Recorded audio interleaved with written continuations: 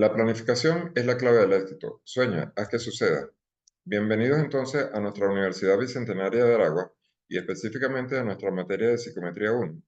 En lo que respecta a este video, hablaremos sobre el núcleo temático 3 y 4. Mi nombre es Oscar Carvajal. El contenido de este video entonces lo vamos a dividir en dos elementos. Vamos a hablar de primero el plan de evaluación, la bibliografía recomendada y la unidad temática 3, cuyo nombre es confiabilidad. Para efectos de ustedes, muchachos, es importante mencionar que la unidad temática 3 y 4 tienen el mismo contenido de confiabilidad, lo único que se ve en dos bloques. A diferencia de otros contenidos, el núcleo temático 3 no es un tema y el núcleo temático es otro tema, conforman el mismo tema y van a tener el mismo alcance, de hecho. Entonces, lo que vamos a ver es un primer bloque de un temario que está descrito en lo que es el sistema de la Bicentenaria y una unidad temática 3 nuevamente, pero que llamamos 4 con el mismo título de confiabilidad y que tiene otro tema a revisar con ustedes. Entonces, estamos en nuestra actividad síncrona número 2, en la semana número 2, y vamos a hablar de que en este elemento, al final, vamos a hablar de un elemento de evidencia de aprendizaje, que es un cuestionario, el cual se va a corregir a través de un registro de observación, vale el 50% de la nota, con el cual se complementa el 100% de la nota del mes, y que representa nuestra sumativa 2. Hablaremos de ello en un momento. La unidad temática 3, que repito, trata el tema de confiabilidad, busca analizar la calidad técnica de test psicológicos, escalas y cuestionarios, tomando como base los cálculos referidos a la confiabilidad y validez. Los temas que vemos en esta parte 3 es básicamente la confiabilidad, la definición de los métodos de Pearson, Couder-Richardson, Fay-Cronstman, Spinell-Brown, y la validez, definición, clasificación de contenido de constructos predictivos y el procedimiento de cálculo. Aquí voy a hacer una acotación. Estos temas son para revisión y les voy a dar algunos elementos para que puedan construir hojas de cálculo que les permitan el día de mañana medir de alguna forma si un test es confiable o no. Es una herramienta que deberemos estar usando continuamente cuando aplicamos test psicológicos para garantizar que lo que queremos medir, el constructo que queremos medir, efectivamente es factible medirlo con el test que vayamos a analizar. Acá vamos a hablar de fórmulas genéricas, pero repito, les voy a dar los links para que esa misma fórmula, que es parte de estadística, y aquí tenemos que recordar todos los elementos de estadística que vimos anteriormente, nos sirva para obtener un objetivo dado. La bibliografía recomendada, cualquiera de los libros que tienen acá. Reitero, por favor, utilicen fuentes confiables, nada de Wikipedia, de Conipedia, páginas de blogs personales que, aunque sea un psicólogo, no sabemos si es un experto o no. Insisto en este tema continuamente y que de alguna u otra forma utilicen fuentes psicológicas confiables, válidas, que puedan verificar exactamente y que nos acerquen al conocimiento en el campo específico que queremos hablar. Dicho esto, entonces vamos a hablar de que la confiabilidad básicamente significa consistencia, exactitud y precisión en una medición. Entonces, cuando hablamos de confiabilidad, es qué tan exacto, qué tan repetitivo y qué tan preciso es una medición que podamos realizar. Eh, la idea es que cuando nosotros realicemos un test psicológico y lo aplicamos a un individuo A, ese individuo se lo volvemos a aplicar el día de mañana, el resultado que tengamos sea el mismo, ¿ok? Dadas las mismas circunstancias o condiciones que no hayan cambiado. Si yo repito ese ejercicio al individuo A nuevamente dentro de una semana, obtengo el mismo resultado.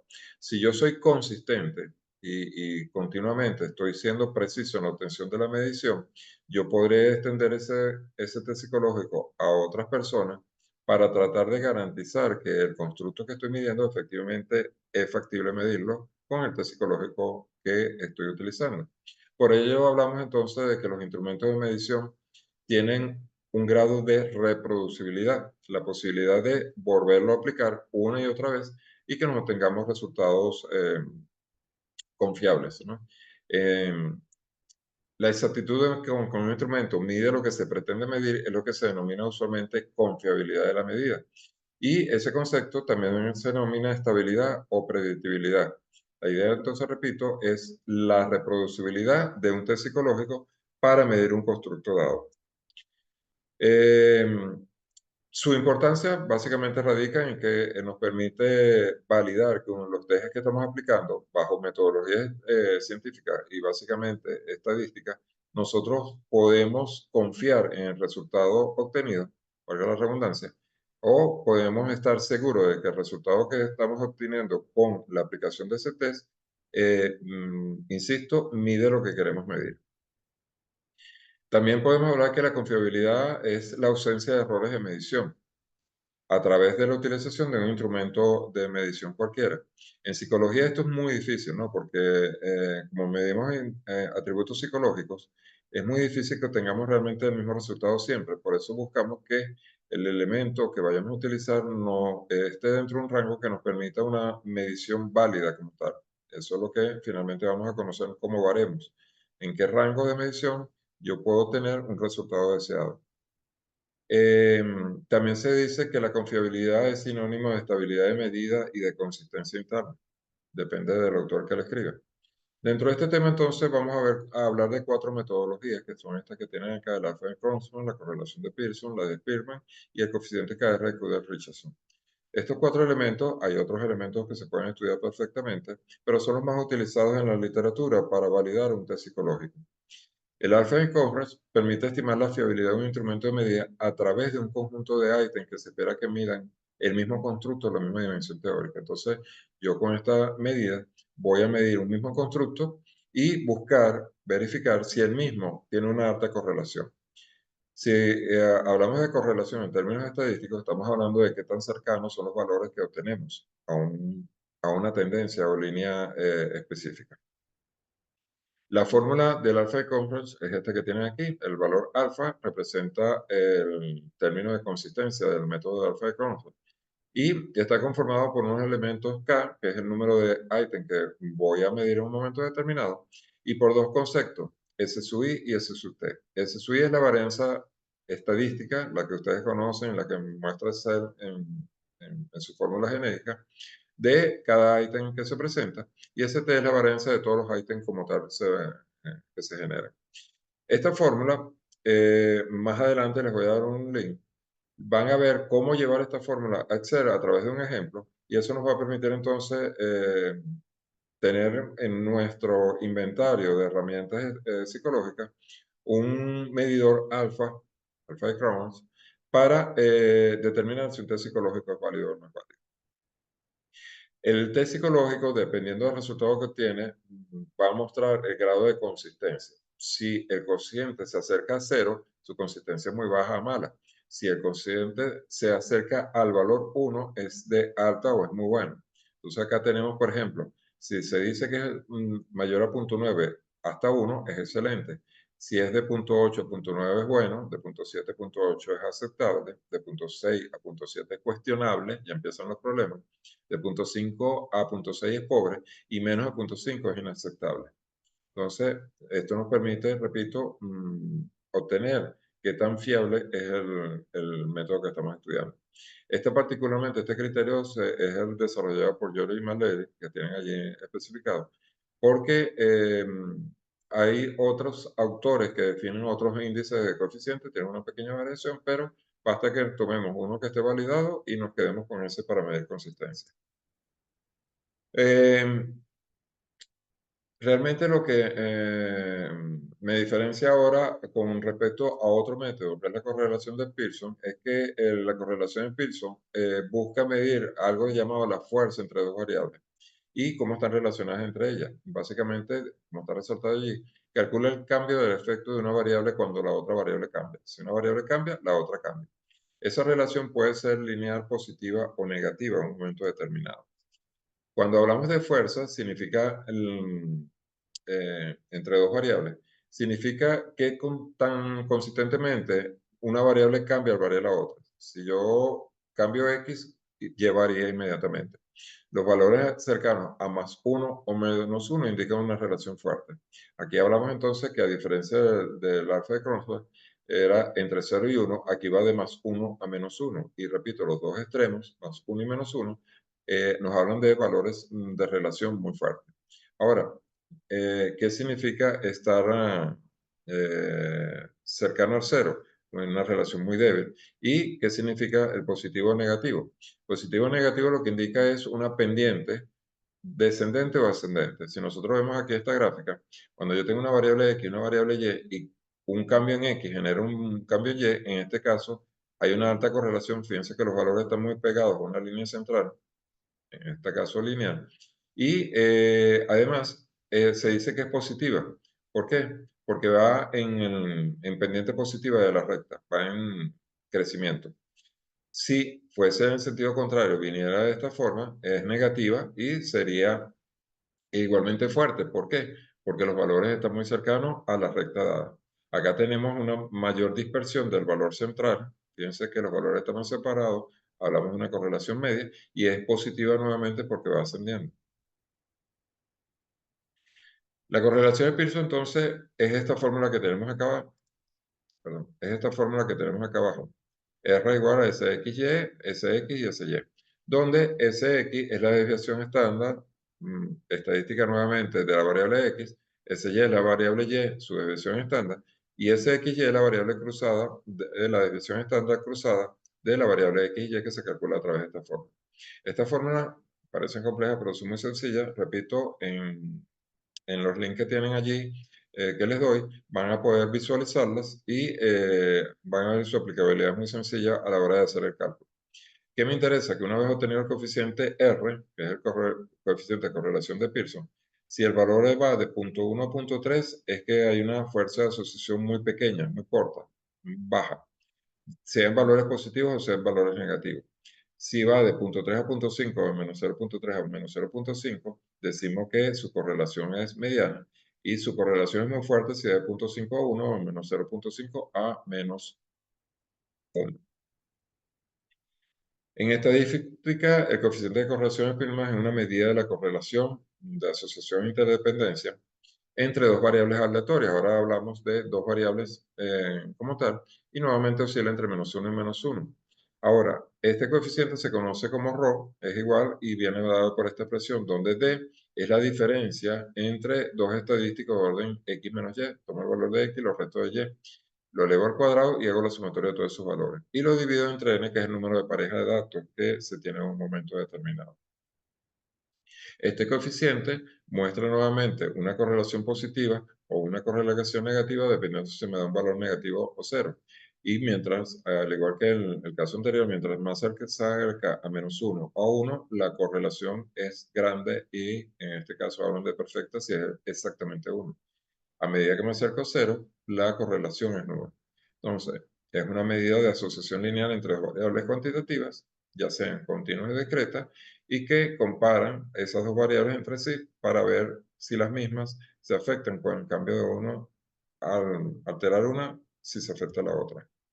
Por último, tenemos el coeficiente K de Richardson.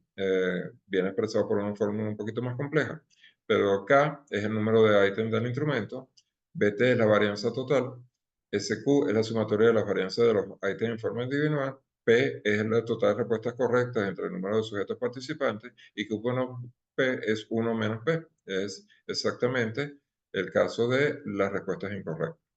Esta expresión nuevamente se puede llevar fácilmente a una tabla Excel y sus resultados que tenemos acá me hablan de que si es menor al 0.5 se considera inaceptable y mientras está más cercano al valor 1 es excelente su correlación y por lo tanto su confiabilidad.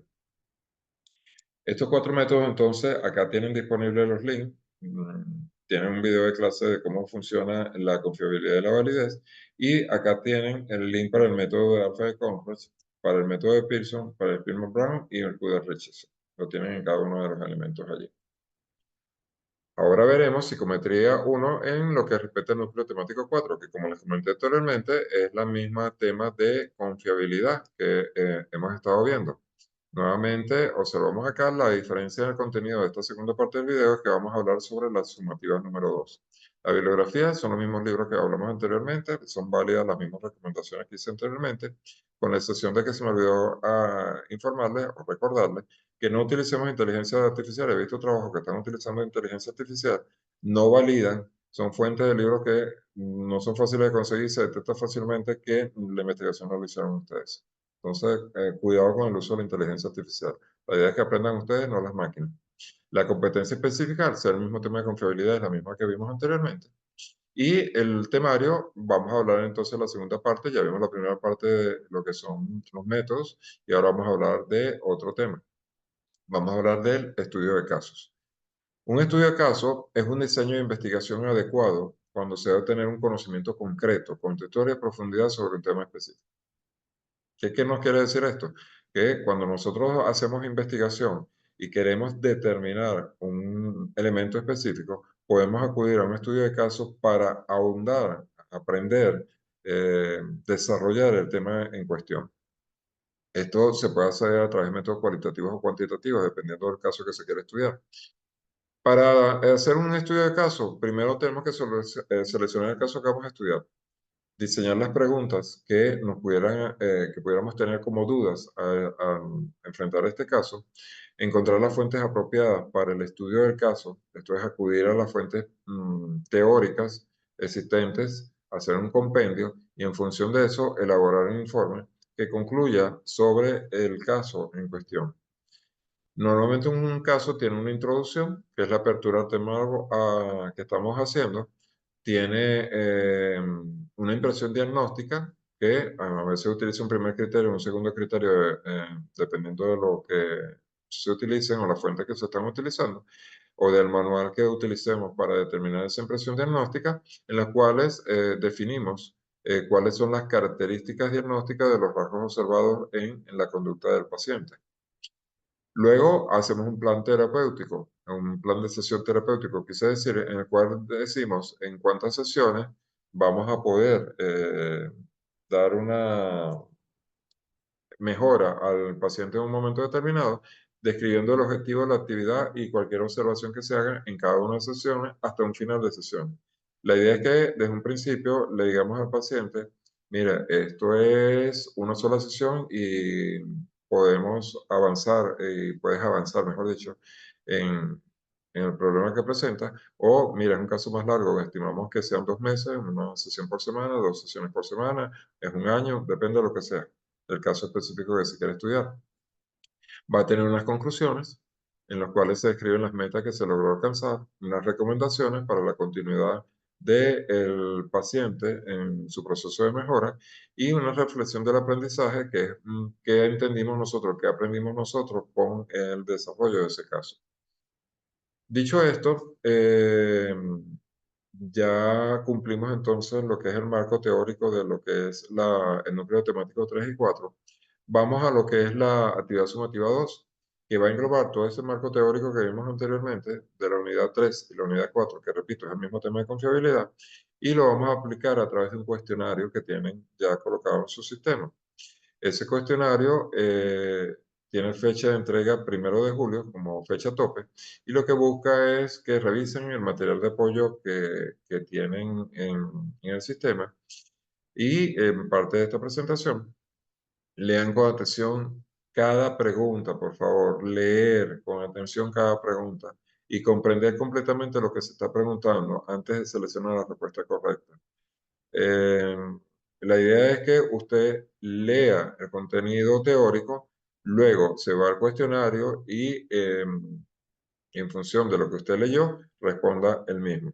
Pero en función de lo que está escrito, no lo que usted infiere que el profesor quiso decir, es con respecto a lo que está escrito.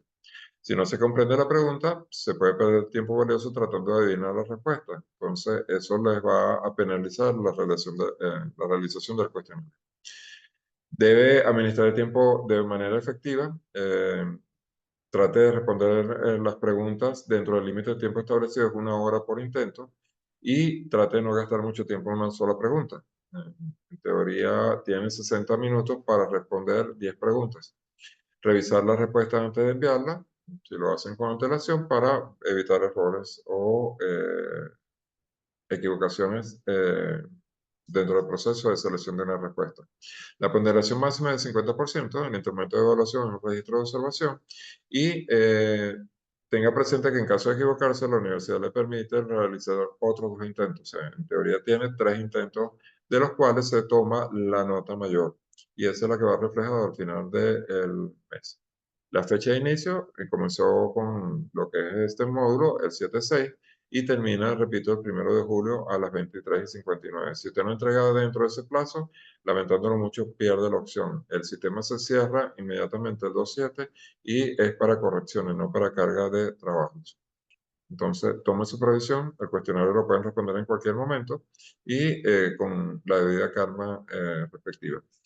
Ya no tenemos más encuentros síncronos, este es el segundo del mes, por lo tanto, por favor, fuera de duda, la forma más expedita es la mensajería que revisa en forma diaria para responder sus preguntas.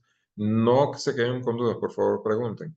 Y cuando hagan una pregunta, hagan una pregunta concreta. Hay mensajes que llegan, profesor, no entiendo nada. Bueno, cuando el mundo se creó, Adán y Eva, y puedo empezar por allí para explicarle el desarrollo del mundo. No es la intención, pero si no me estás diciendo nada, no me estás preguntando nada, no entiendo nada de qué. Cuando empiezas a preguntar, es que no he leído. Ah, no has leído. Lo primero que debemos hacer es leer completo y en función de las dudas que tengamos, hacer preguntas concretas. Profesor, mi duda es esto y con todo gusto los ayudo, ¿sí?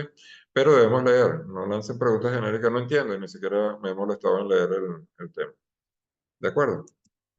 Gracias, espero que este video les sirva de orientación inicial para lo que es el desarrollo de este tema.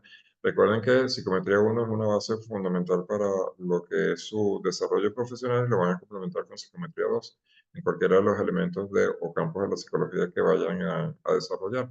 Y que estoy completamente a la orden para que aprendan y transiten este periodo y logren obtener el mayor conocimiento posible. Gracias y hasta la próxima. Mientras tanto, se van conectando. ¿Alguna duda con respecto a la actividad número 1? Yo sí, profe, debido al test, porque Ok. de verdad que he buscado, pero no detalla o sea, no describe bien lo que estoy buscando, ¿sabes? Porque como se especifica para adultos mayores, he Ujú, buscado varios, ajá, profe, que yo he investigado con respecto a los test, ujú, pero con los que mayormente he buscado, incluso dentro de las páginas que usted nos recomendó, como por fuera, no describen con exactitud lo que nos pide, ¿saben? O sea, que tenga su cuadernillo y todas esas cosas.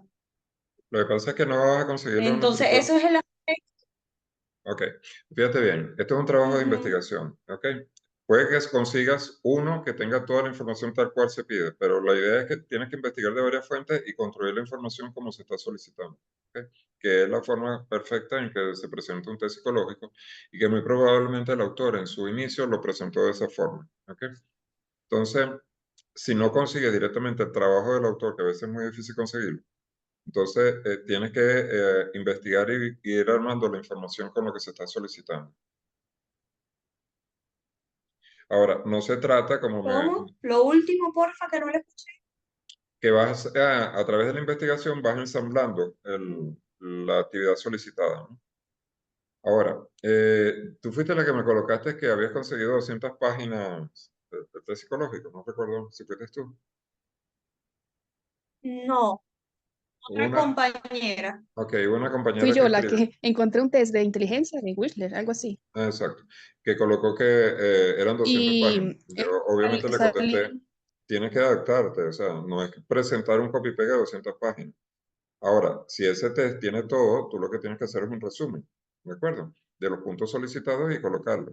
Pero tampoco se está pidiendo un trabajo de 20 o 30 páginas. Yo creo que con 10 es suficiente. eh, inclusive, no es que sea un número limitativo ni mucho menos, ¿no? Depende del contenido como lo haga.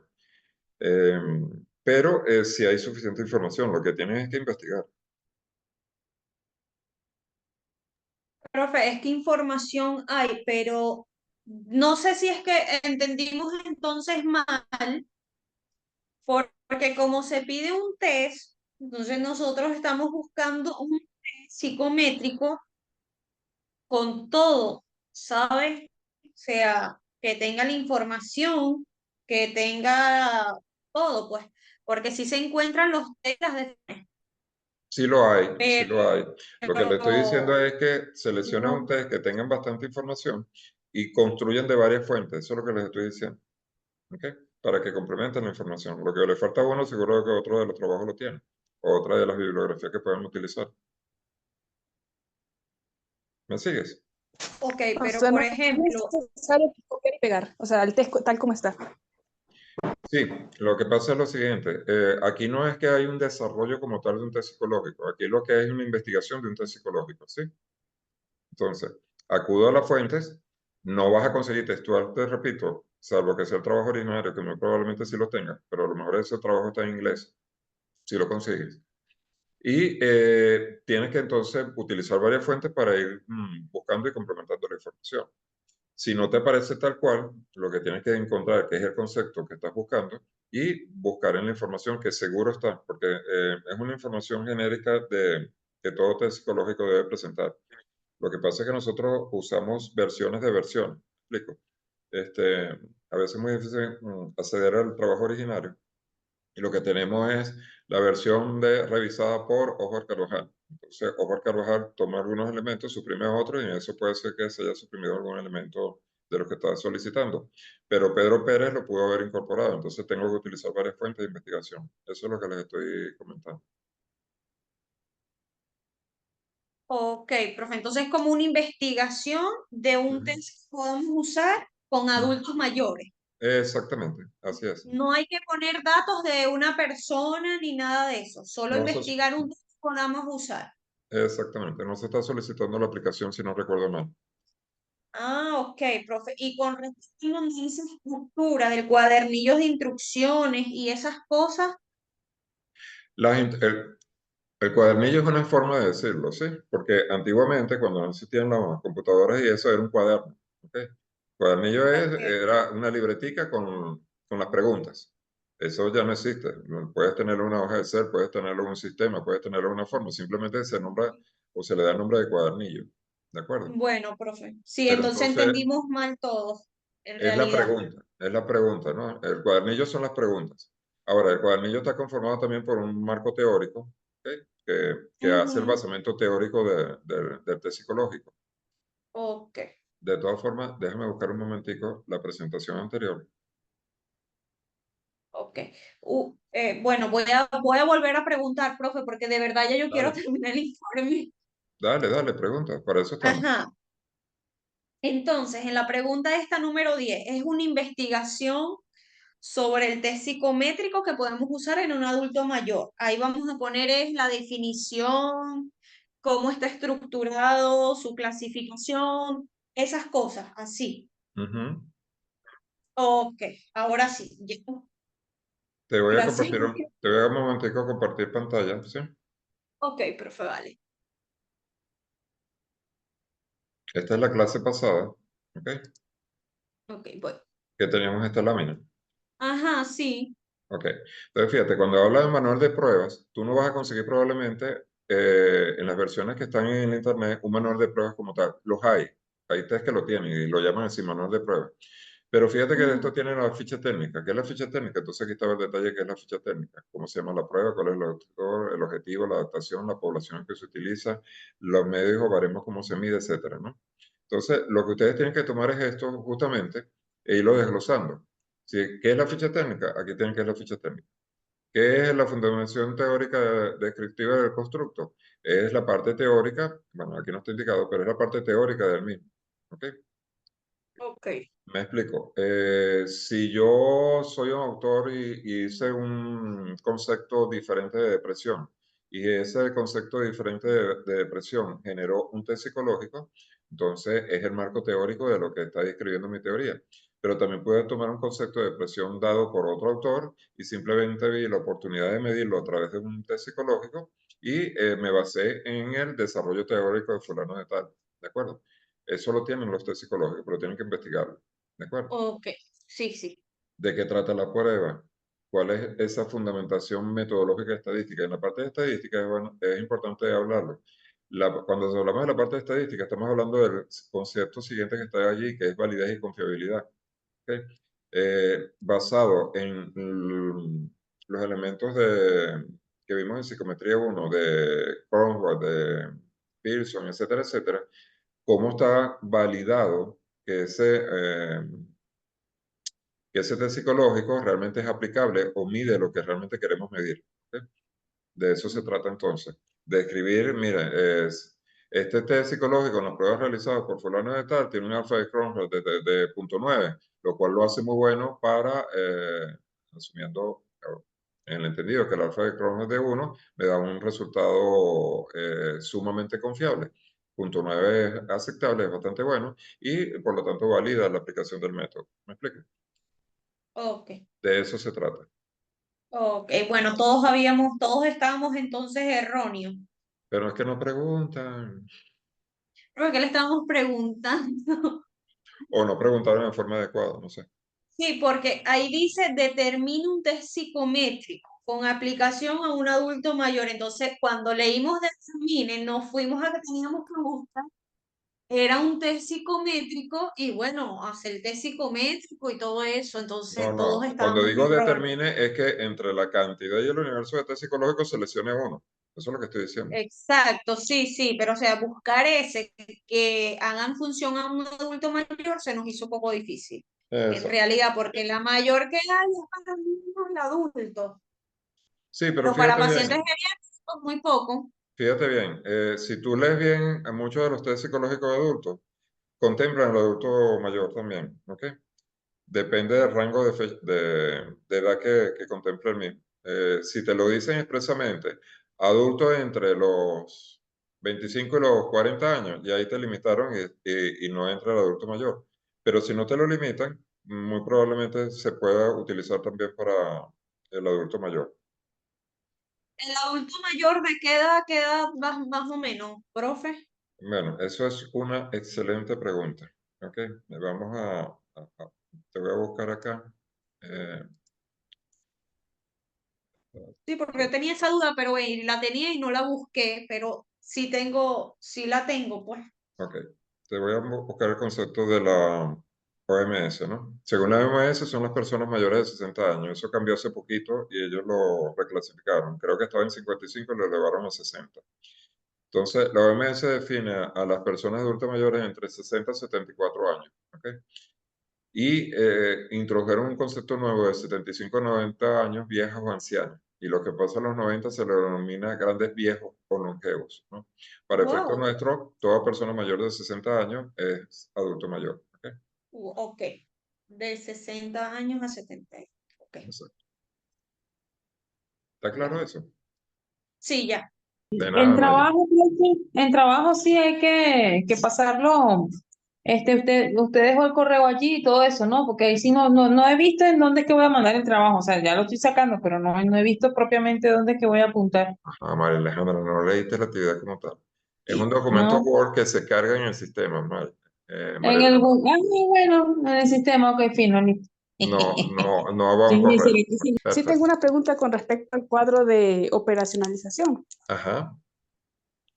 Que si saco el cuadro de operacionalización de alguna tesis de psicología, el autor del cuadro sería el autor de la tesis. Depende, ¿ok? Si el autor de la Ah, tesis desarrolló la tabla de operacionalización de la variable, sí.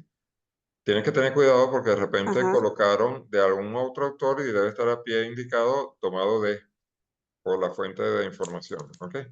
Pero si no lo indica, es el autor de la tesis. Ah, ok, sí, porque busqué uno en una tesis y no tenía ningún autor. Entonces es Entonces, el pues autor me de la imaginé tesis. que es de él. Sí, es el autor de Ah, la ok, tesis. ¿De acuerdo? ok. Sí, profe. Ok. Listo. Bueno, si no tenemos más inquietudes, finalizamos, son las 9 de la noche ya, o casi las 9 de la noche. Y por favor, entonces, les deseo una feliz noche y repito a la orden cualquier pregunta o duda que tengan, ¿sí?